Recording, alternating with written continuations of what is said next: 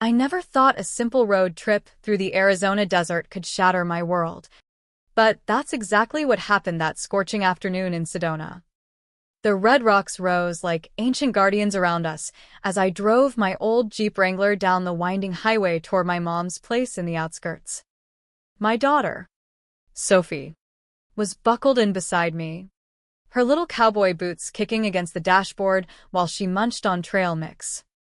We'd packed a picnic, peanut butter sandwiches and fresh apples from the local orchard, planning to surprise Grandma Linda with a visit. It had been weeks since we'd seen her. After Dad's passing from that sudden heart attack last year, she'd withdrawn into herself, like the desert winds carving out hidden canyons. I figured she was still grieving, needing time to heal in that quiet adobe house he'd built with his own hands back in the 80s. Sophie hummed along to a country tune on the radio, her ponytail bouncing with every bump in the road. She adored Grandma. They'd spend hours baking pecan pies or stargazing on the back patio, where Linda would point out constellations and spin tales about pioneers crossing the Wild West. As we crested a hill, and the house came into view, nestled among saguaro cactuses with its terracotta roof gleaming under the relentless sun, a knot twisted in my gut. Call it intuition, or maybe the way the shadows played tricks on the landscape, but something felt off. Then I spotted it, my husband Jake's pickup truck parked right out front, dust still settling around the tires like he'd just arrived. That beat-up Ford F-150 with the scratched bumper from that off-road trip we took to the Grand Canyon years ago, it was unmistakably his. He'd told me he was heading to a job site in Phoenix, overseeing a construction project for a new strip mall. Gotta seal the deal. He'd said that morning, pecking my cheek with coffee breath before grabbing his hard hat and toolbox. Back by dinner, promise. I eased the Jeep to a stop across the street, under the shade of a mesquite tree. Sophie paused her humming. Mom, is that Dad's truck? Why is he here? I forced a casual smile, my heart pounding like a jackhammer. Probably just helping Grandma with something. Stay put, kiddo. I'll check it out. She nodded, diving back into her coloring book of desert animals. The air was dry and hot as I crossed the road, sticking to the sandy path to avoid crunching gravel. The house looked peaceful, wind chimes tinkling softly. The front door cracked open for a breeze, but the blinds were drawn tight. Unusual for midday, when Linda loved letting in the light. I crept to the side window by the living room, the one with the creaky sill, and crouched low. Voices drifted out, low and urgent. Jake and Linda. At first, I told myself it was innocent. Maybe he was fixing a leaky faucet or discussing estate stuff. Dad's will had left loose ends. But then I heard my name. Emily doesn't suspect a thing, Jake murmured, his voice steady like he was negotiating a contract. We can't risk it now. Linda's reply was softer, edged with worry. She's my girl, Jake. I raised her right here in this house. How can we? He cut her off. You signed on. Linda. We both did. Think of the fresh start. Sell this place. Split the proceeds fair and square. She'll understand eventually. My world tilted. Sell the house. Dad had always said it was mine someday. A piece of our family legacy in this rugged corner of the Southwest. I'd grown up climbing those red rocks, learning to ride horses in the backyard corral. After his death, Linda had assured me everything was handled legally, no need to dig into paperwork amid the grief. But now, their words hung like storm clouds over the desert. She's been asking about the deed, Jake added. I told her it's all in trust. But if she pushes. Linda sighed. I hate this sneaking around. It started as comfort. You know, after Tom died, you were there. Comfort? My knees buckled against the adobe wall. This wasn't just business, it was personal. Intimate. Betrayal clawed at my chest. I pressed closer, straining to hear over the blood rushing in my ears.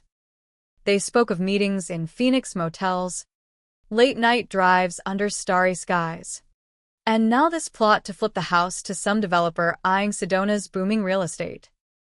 The market's hot, Jake said. We cash out. Start over. Maybe head to California. Emily gets her share after the dust settles. A rattle from the Jeep snapped me back, Sophie dropping her crayons. Panic surged if they heard. I retreated silently, slipping back to the car.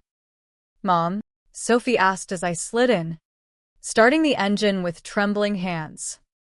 Grandma's napping. We'll swing by another time. We drove off, the red rocks blurring through tears I wouldn't let fall. How had I missed the signs? Jake's late nights at the site, smelling of fresh soap instead of sawdust. Linda's evasive calls, dodging invitations to our barbecues. And Sophie mentioning, Dad visits Grandma a lot without us. I'd brushed it off as family support. Now. It all clicked into a nightmare. That drive home felt endless, the highway stretching like a lifeline unraveling. Sophie chattered about school, oblivious, while I gripped the wheel, piecing together fragments. Jake had always been the charming type, tall, with that easy cowboy grin that won me over at a rodeo 10 years ago. We'd built a life, our cozy ranch-style home in Flagstaff. Sophie starting kindergarten, dreams of expanding his construction business. But lately, the spark had dimmed. No more spontaneous picnics at Oak Creek Canyon. No whispered I love yous under the ponderosa pines. He'd blame work stress, the economy squeezing small contractors. Idée note. Pourri m'habiller? And carry on. Linda, too, widowed at 58. She'd seemed lost without Dad. I'd drop off casseroles, offer to help sort his old ranch gear. But she'd wave me off. Need my space. Honey, she'd say, her eyes distant like the horizon. Once, I caught her in slippers when she claimed she was heading out. Grief, I'd thought. But now? Deeper wounds. That night, as Jake snored beside me, I lay awake, staring at the ceiling fan, worrying like my thoughts. The house wasn't just property, it was Dad's sweat equity. His stories etched in every beam. Legally, if it was in Linda's name, Arizona law allowed her to transfer it. But coercion or fraud, that could void everything. I needed proof, not just heartache. Quietly, I vowed to uncover it all, step by careful step, in this vast, unforgiving West. The days blurred into a haze of forced normalcy, the Arizona sun beating down like an interrogator's lamp. I went through the motions, dropping Sophie off at school in Flagstaff, where she'd wave from the playground with her backpack slung low, brewing coffee for Jake before he headed out in his truck, toolbox rattling like loose secrets. But inside, I was a storm brewing over the Mogollon Rim, calm on the surface, turbulent beneath. I started watching, really watching. Jake's phone never left his side now. He'd angle the screen away when texts buzzed in. Linda's calls came more frequently, her voice chipper but strained. How's my grandbaby? Need me to babysit? I'd smile into the receiver. We're good, Mom. Busy as bees. One evening, as the sunset painted the sky in fiery oranges over our backyard fire pit, Sophie tugged at my sleeve. Mom, why does Dad smell like Grandma's lavender soap sometimes? Her innocent question hit like a rattlesnake strike. I knelt, brushing dirt from her jeans after she'd been playing in the sandbox. Oh, sweetie. He probably just helped her with chores. You know how dusty it gets out there. She nodded, but her brow furrowed like mine used to when Dad spun tall tales. That night, after tucking her in with a story about coyotes and stars, I confronted the silence in our bedroom. Jake was scrolling emails, his boots kicked off by the door. "Long day?" I asked casually. He grunted. "Yeah, permits are a nightmare. That developer in Sedona's pushing hard." Developer. The word echoed from what I'd overheard. I feigned interest. "The one eyeing Mom's place?" He paused, eyes flicking up. Nah. "Different project." "Why?" I shrugged. "Just curious." "She mentioned selling, said the upkeep's too much." Lie. But it tested him. He relaxed. "Smart move. Property taxes are killer in this market." She could downsize. Maybe get a condo in Phoenix. His nonchalance fueled my fire. That weekend, I drove to the Coconino County Recorder's office in Flagstaff, heart racing like I was on a stakeout. Arizona's public records are open. Anyone can search deeds online or in person. I requested Dad's property file, claiming family research. The clerk, a kindly woman with a southwestern accent, handed over copies. There it was, the deed in Linda's name only, per Dad's will. No mention of me. But a recent transfer filing caught my eye to a LLC called Red Rock Holdings, with Jake listed as a witness. Notarized, but the signature looked off, like someone had traced mine from old checks. Fraud?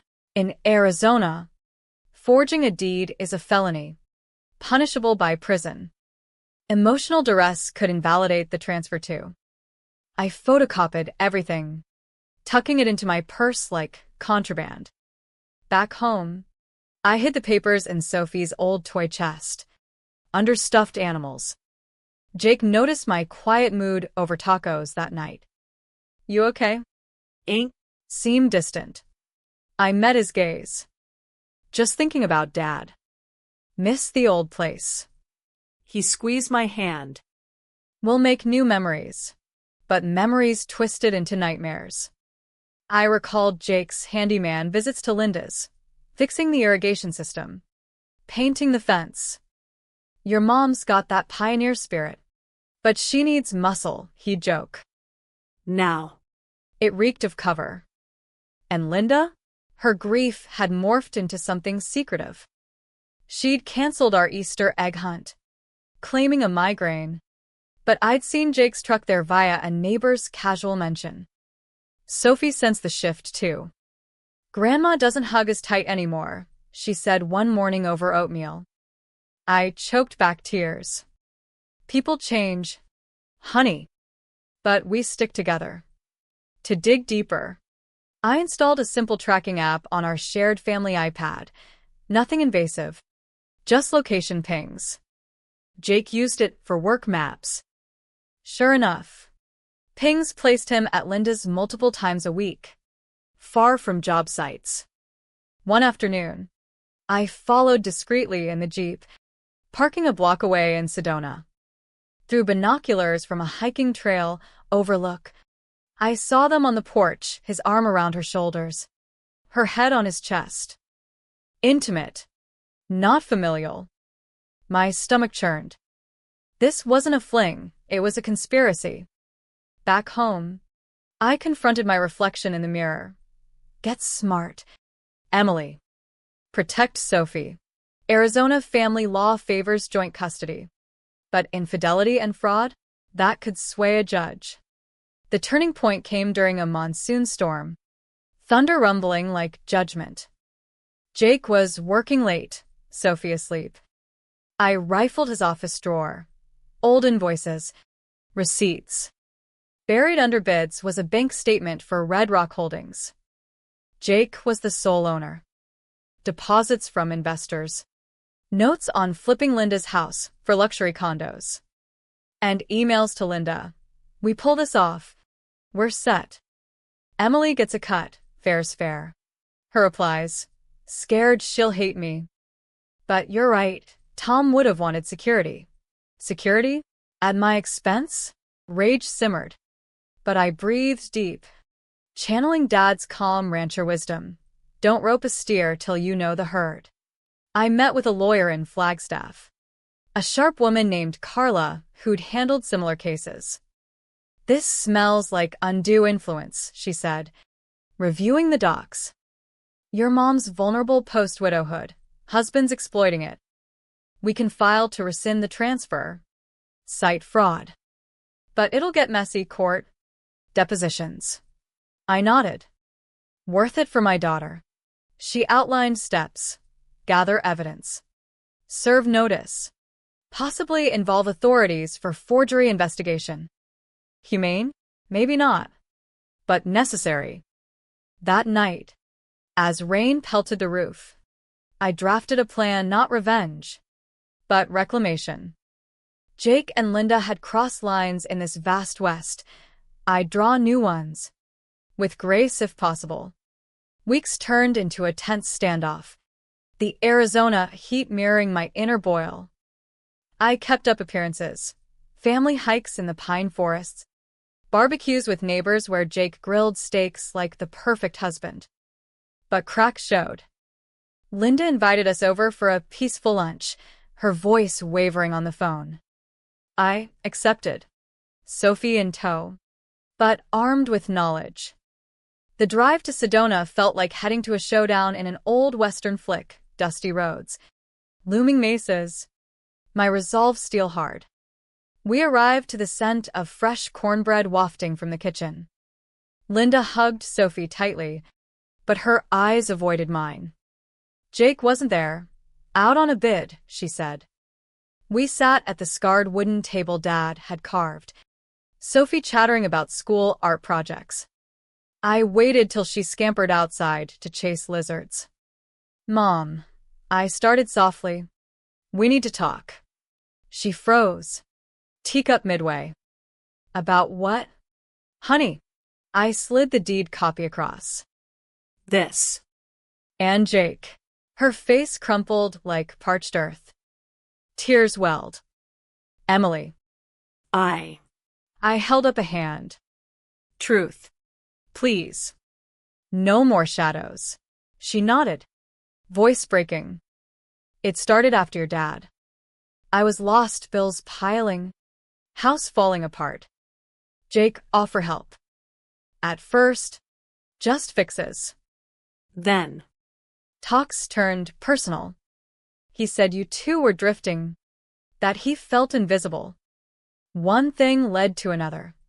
Affair confirmed, but her regret seemed genuine. The house. I pressed. She sighed. Taxes were eating me alive. Jake said sell to his company, quick cash. Fair split. I signed, thinking it'd help us all. Didn't know about the forgery till later. Arizona probate law flashed in my mind. Wills must be honored. But undue influence voids transfers. You let him forge my name? She shook her head. He said it was procedural. To speed things. I was weak. Grieving. Weakness. Not malice. Humane light pierced my anger. You betrayed me. Mom. Us. She sobbed. I know. Hated every lie. But fear gripped me. Losing you. The house. Everything. Sophie burst and then, holding a quartz rock. Look what I found. We paused. Masks on. Later, as we left, Linda whispered, "Forgive me." I squeezed her hand. Working on it. Confronting Jake came next. At home after Sophie bedded down. He lounged on the couch, beer in hand, watching a Cardinals game. I muted the TV. We talk now. He sat up, wary. What's up? I laid out the evidence. Pings. Statements. Date. Affair with my mom. Stealing Dad's legacy. His face paled, then hardened. Ink. It wasn't like that. Linda needed someone. You were always with Sophie. Work. Blame shifting. And the fraud. He exhaled. Business opportunity. House was undervalued. Plan to cut you in. Build something new. In Arizona, marital property laws complicate things. Community assets. But fraud taints it. Lawyer says it's coercion. Forgery. Felony. He stood. You'd ruin me? I met his eyes. You ruined us. But I'm not vengeful. Walk away clean, divorce, quietly. No charges if you rescind the transfer. He paced, like a cornered coyote. And us. Over, I said firmly. For Sophie. He nodded eventually. Defeated. Okay. For her. The legal wheels turned slowly, like a wagon train across the plains. Carla filed motions. A judge reviewed. Evidence mounted, no violence. Just emotional manipulation. Linda testified, tearfully, admitting vulnerability. Jake cooperated, voiding the LLC transfer. The house reverted to Linda, who deeded it properly to me per Dad's wishes. Court-mandated counseling, family therapy in Flagstaff. We sat in circles, unpacking grief, betrayal. Communication's key, the therapist said. Even in the Wild West. Bridges mend. Sophie adapted. Her resilience shining. Dad and Grandma made mistakes. Huh? She asked one night under the stars. Yeah. But we learn, I replied. Forgiveness isn't forgetting, it's moving forward. Humane ending, no yal. Just accountability. Jake moved to Phoenix. Shared custody amicably. Linda and I rebuilt slowly, coffee chats. Honest tears. The lesson? In this vast land, family ties endure if we face truths head-on. Rebuilding wasn't a straight trail. It zigzagged like the switchbacks up Mingus Mountain. With the house secured, I focused on healing. Sedona's vortex energy, those swirling red rock formations locals swear by, became my sanctuary. I'd hike with Sophie, her small hand in mine, teaching her about resilience like Dad taught me roping calves. Life throws dust storms, I'd say. We shield our eyes and keep walking. Jake's departure left echoes. He rented a place in Phoenix, closer to jobs, visiting Sophie weekends. At first, handoffs were tense, curt nods in parking lots. But therapy softened edges. I messed up, he admitted in session. Grief hit Linda hard. I exploited it instead of helping. Admissions sparked empathy. Arizona's no-fault divorce sped things. Assets split fair. Child support set. No revenge, just equity. Linda moved in temporarily. Her guilt a heavy pack. Let me make amends, she pleaded. We cooked southwestern chili. Shared stories of Dad's ranch days. One evening, over prickly pear margaritas on the porch, she opened up. Tom's death broke me.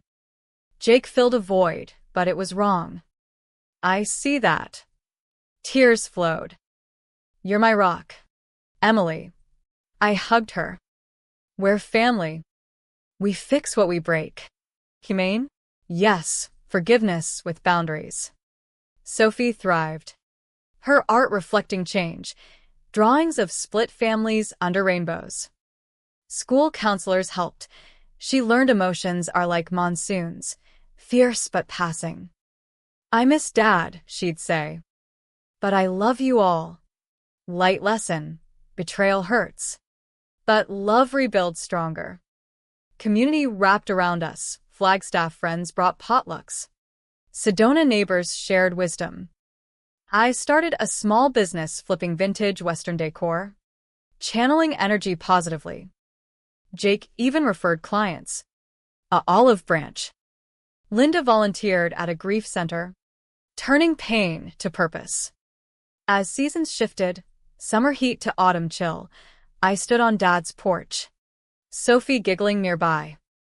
The West's vastness reminded me, horizons are endless. We'd weathered the storm, emerging wiser, bonds reforged. Months later, under a crisp Arizona winter sky, clarity settled like fresh snow on the San Francisco peaks. The legal dust had cleared, house in my name. Divorce finalized without fanfare. Jake remarried eventually, a kind woman in Phoenix, but he stayed involved, coaching Sophie's soccer team. Co-parenting's our new normal, he'd say. No bitterness. Linda and I planted a garden in Dad's yard, cactuses and wildflowers symbolizing growth from arid soil. We almost lost this, she reflected one day. Dirt under nails. But truth set us free. I nodded. Lesson learned. Secrets erode like sandstone. Openness builds mountains. Sophie, now 8, asked probing questions. Why did Dad and Grandma hurt you? I explained gently. People falter when hurting. But forgiveness heals. She hugged me. You're strong, Mom. Her words mended final cracks. In this Western expanse, we found peace, not perfect, but real. Barbecues reunited us cautiously, laughter echoing. The affair's scar faded, replaced by understanding. Humana redemption, no villains. Just flawed folks learning. Light lesson. In family drama's twists, empathy turns revenge to renewal. We rode forward. Horizons bright.